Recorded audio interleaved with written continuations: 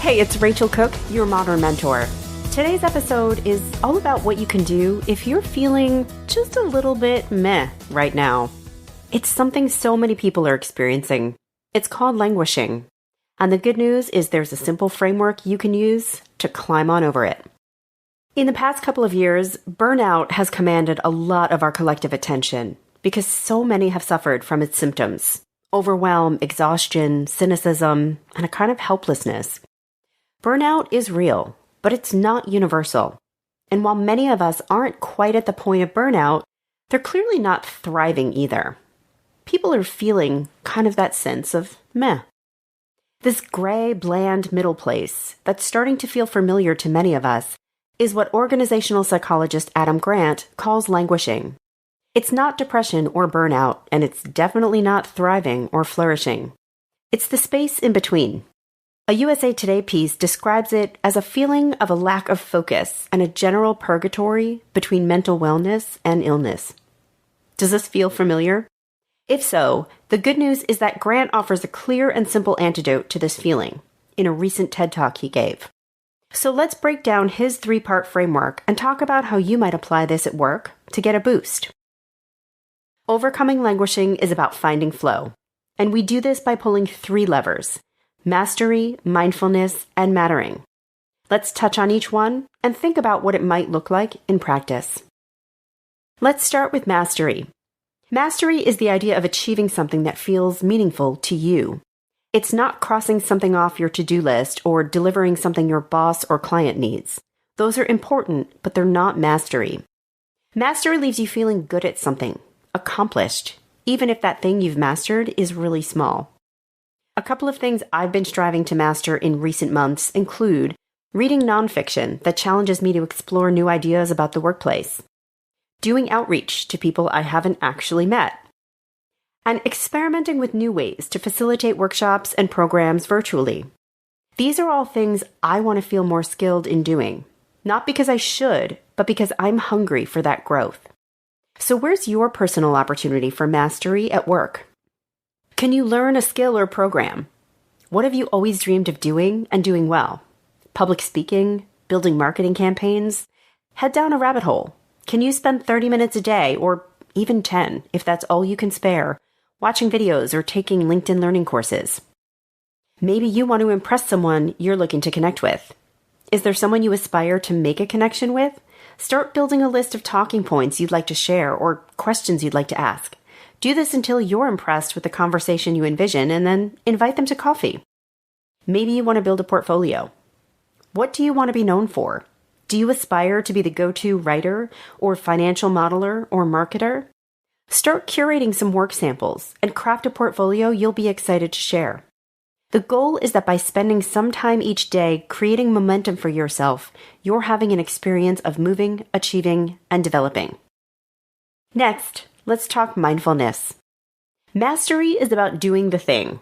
Mindfulness is about doing it completely, wholeheartedly, and without distraction. Friend, this is where the art of boundary setting becomes the craft you need to perfect. Creating the time and space for yourself to begin mastering the thing is critical. My calendar is blocked off every day until 10 a.m.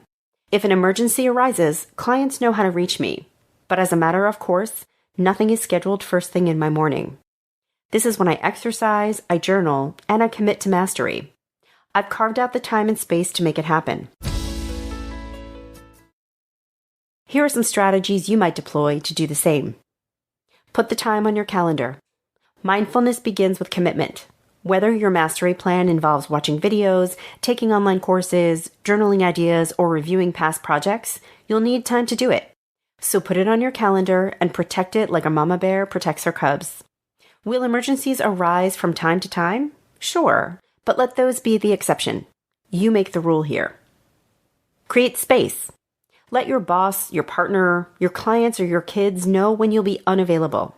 Put on an out-of-office responder for 30 minutes. Clear off your desk. Grab your headphones, a fancy set of pens, a killer snack, whatever will enable you to fully engage in the task at hand. You've cleared the time. Don't squander it with clutter or distraction. Phone a friend. Let someone close to you know what you're striving for, and invite them to be your accountability buddy. Promise to text them to confirm you did what you said you would do. Call them for help or advice when someone threatens your focus. There is no shame in asking for help here. And finally, don't apologize. Just don't. This is not selfish time. This is meaning-making time. You will never bring your best self, your best energy, creativity, motivation to work when you're languishing. So don't apologize for taking this time to improve you. Your company will benefit from your commitment to mindful mastery. And finally, mattering. Mattering, well, it matters a lot. Because if you can't attach your mastery and mindfulness to a why, to a sense of purpose, then you'll struggle to commit, to set boundaries, and to fall into that state of flow.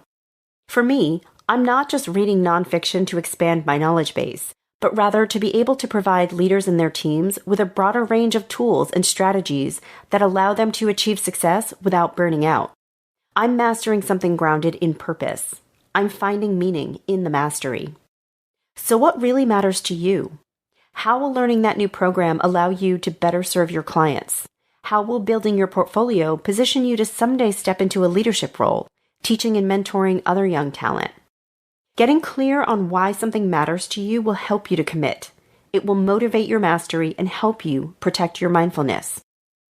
Give these ideas a go and check in with yourself. I suspect, and I hope, your feeling of languishing begins to slowly morph into a gentler experience of flow and flourishing.